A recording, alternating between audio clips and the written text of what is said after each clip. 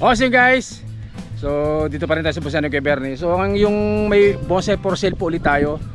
Dito naman sa mga individual o yung isa-isa na bentahan ni Kuya Bernie. So yung unang vlog natin ay yung package po na 8. Muli po 350,000 po. 320,000 po yung 8 piraso na yun. So ngayon po ay isa-isa naman ang ano natin, ang presyohan po o yung bentahan ng bonsai ni Kuya Bernie, mga kabonsai. So unahin natin tong mga Vietnam Bluebill na malalaki na mga naka-clasping, mga kabonsai. Yan. So ito muna, ito maganda to. Yan. So ito naka-clasping din po yan na rock clasping ang mangyayari, pero parang ngayon ay ang tawag dito, rock grown o tinanim sa bato, mga kabonsai. Pero kapag lumago na po yung mga ugat niyan, sigurado mapupuno rin po ng ugat yan, magiging rock clasping din po yung mga kabonsai. So cascading po ang design, nakatanim sa limestone, Vietnam Bluebill, mga kabonsai. Buo na rin po ito. Ayan, wala na po kayong gagawin dito kundi mag-trim na lang po. Tapos pag bumuon yung mga wire, syempre mag-rewire, magtanggal at mag-rewire. Pero ito po almost finish na po yan, mga kabonsai. Napakaganda. So ganyan pong kalaki ang kanyang limestone na ginamit dyan, mga kabonsai. So ang presyo nito 30,000 po, mga kabonsai. Wag po kayong mag-alala at mayroon pa po yan tawad, mga kabonsai. 30,000, kita nyo naman. Yan po ang kagandahan ng Vietnam Bluebill. Ang ganda ng bulaklak ko. Flowering po, flowering. May bonsai na kayo, flowering pa. Pag nagbulaklak napakaganda rin po yan. So ayan po, ikutan natin sa kabila. 30,000 po yan, mga kabonsai. So ayan po yung bato na ginamit dyan. Yan. Limestone. Napakaganda rin ng Vietnam Bluebill kapag nakakasa sa bato. Marami may gusto ng Vietnam Bluebill ngayon. Usong-uso. Dahil napakaliit ng dahon, pinong-pino po ang mga dahon yan, tapos may bulaklak na maganda. Saan ka pa kundi sa Vietnam Bluebill ka na, mga kabonsai. So 30,000 isa na yan. Yung pangalawa, ito naman po, mas malaki. 40. Mas malaki po ito kaysa dun sa nauna natin, mas mataba. So ganyan po kalaki yan. Kita nyo naman ang wiring yan. Ganon din po, semi-cascade po, nakatanim din po sa limestone. Pero mas malaki po ang limestone na ginamit dito, tsaka medyo mas malaki po yung materyales o yung Vietnam Bluebill na nakakasa. Kaya ang presyo po nito 40,000 po, mga kabonsai. Ganun pa rin po, wag po kayo mag-alala at mayroon pong tawad dyan, mga kabonsai. Kita nyo naman yan, ganda ng latag. Talagang bonsai na po. Ang ganda rin ng limestone sa likod, kita nyo yung limestone na yan, bukol-bukol na limestone, napakaganda. So 40,000 po yan, 40,000, mga kabonsai. 40,000, so ganyan pong kalaki. Latag na po ang mga sanga niyan. Baka sumabit sa kabila, Kuya Bernie. Hindi, sakto. Isang ikot pa. Yun, kita nyo naman po, layer. Ayan, silip na silip ang likod, mga kabonsai. So muli po, ano po ito, 40,000 po, mga kabonsai. Punta natin yung iba. Ito pang meron pala ditong kalyos naman po. Kita nyo kung gaano kaganda yung kalyos na yan. Grabing cascading na ahas, ganda, baluktot na baluktot po ibabaw niya. So ano po ito, naka-rock clasping talaga na semi na cascading. So ganda ng bato na ginamit dito, kita nyo. So ito po ay 15,000 pesos po ito, mga kabonsai. Yan, 15,000. So may magic moss na rin po, tsaka mga pebbles yan, mga kabonsai. So ayan, ganda. So ito po yung fertilizer po yan. Ano po yan? Guano o dumi ng paniki po yan, mga kabonsai. Ganda nito. So kalyos na naka-rock clasping, 15,000 po, mga kabonsai. So kita natin tong. So isa rin po ito sa mga napakagandang gawing bonsai, dahil maliban po din sa maliliit ang daon nito, flowering din po ito, mga kabonsai. So Chinese Holly po ito, guys. Chinese Holly na buo na. Ayan, puti nyo yung ibabaw. Ayan. Nagka-clouding na. Ayan, nakapadding na yan, mga kabonsai. Clouding na po. Silip na silip din po yan. Hanggang ka-layer na rin po yan. Silip na silip hanggang sa likod. Ganda ng pagkalatag ni Kuya Bernie dito. So ganun din po ito. 15,000 din po ito, mga kabonsai. Chinese Holly po yan, mga kabonsai.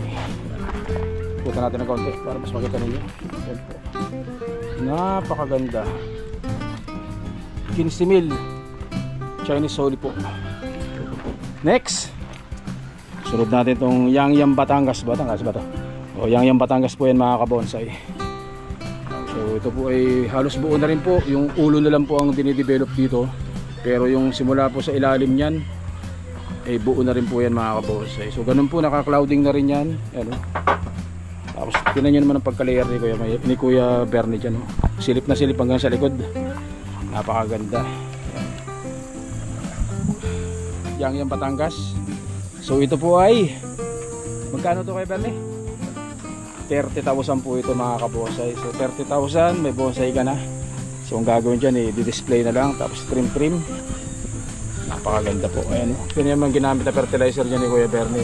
Yung lalaki nasa medyas, kaya sobrang healthy ng mga bonsai ni Kuya Bernie. So ito po guys, 30,000 po Yang Batangas mga kabonsai. Ayan, ganda. So tayo medyo tatabi muna tayo dahil po nakakasunog na po ng balat ang init ng araw. alin pa. Mayroon pa ba dyan? Ito, tugas. Ano? Tugas na naka-rock clasping. Bonsai on rock. Yan mga kabonsai. Ang cute So halos mga 2 dangka lang, kalahati yung taas niya. Ano? 7,000. Huwag po kayo mag-alala at may tawad pa po yan. Nakatanim din po sa banya, sa tawag dito, limestone mga kabonsai. Tugas, 7,000 po yan mga kabonsai. Meron pa dito. 2.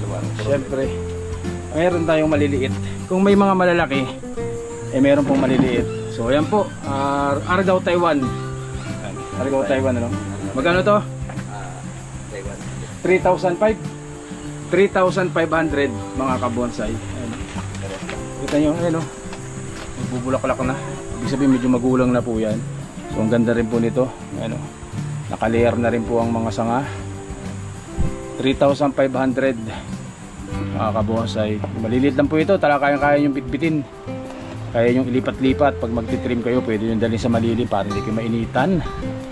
Ganyan po, 3,500. At meron din po ditong ganun pa rin, Argao Taiwan pa rin po yan mga kabonsai. Tapos naka terracotta pat po ito ni Danny MacLife. So ganun din po, 3,500 din po yan mga kabonsai. Pang mga pan-table na bonsai maliliit. So Argao Taiwan, isa rin sa pinapakaganda rin po yan. So 3,500 po itong Argao Taiwan na ito mga kabonsai. So kita may fertilizer niya, dami ang ganda niya. 3,500. Yan, dalawa na yan na Argao Taiwan mga kabonsai. Yan.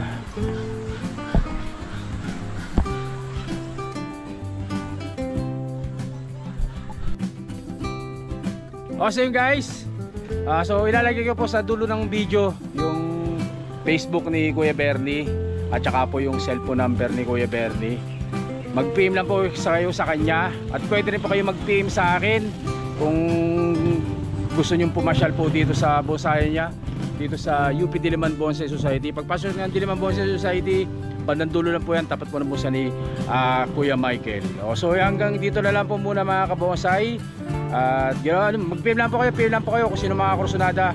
At lahat po ng presyo na binanggit natin huwag po kayong mag-alala at pero po lahat mga tawad po yan mga kabonsai. So hanggang dito na lang po muna. So kay Bernie, mag-ano ka muna, imbitahan mo muna sila. Sir, tuwing Saturday, Sunday, pag available kayo, pasyal pa rin dito sa Diliman Bonsai Society. Yan. So tuwing Sabado yung workshop, magpo-post tayo doon sa Diliman Bonsai Society na page. At nakalagay po doon kung anong araw anong petsa ng Sabado magkakaroon po ng workshop o seminar po dito ulit sa Diliman Bonsai Society. Okay, so yung kasang hindi na lang po muna, stay safe. Siyempre, God bless po mga kabonsai. Maraming salamat po. Thank you.